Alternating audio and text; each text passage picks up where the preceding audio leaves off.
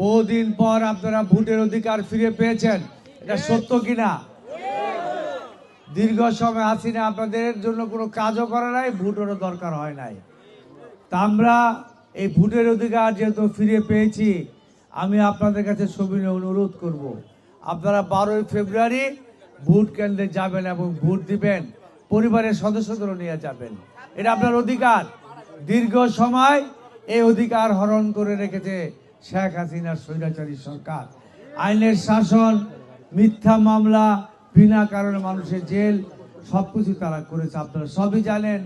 সেটা বলে আমরা আপনাদের সময় নষ্ট করতে চাই না। বাট এই যে আজকে শুধু মহিলাদের এই যে আজকে কম্বল বিতরণ, এটা কিন্তু আমরা যে ফ্যামিলি কার্ডগুলি দিচ্ছি, আপনারা জানেন ব্যাপক ভিত্তিতে আমরা দিতে পারছি না, কিন্তু আমরা দিচ্ছি।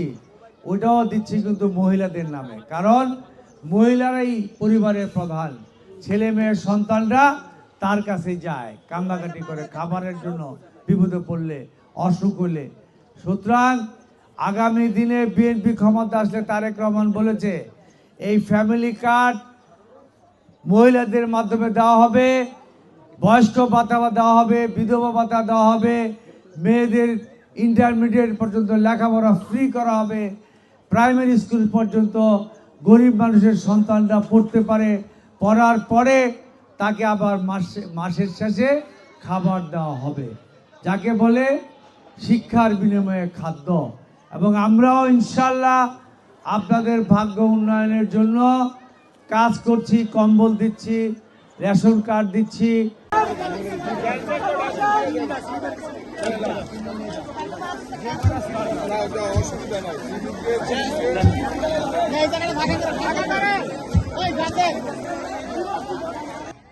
আজকে আপনাদের মাঝে এই প্রচন্ড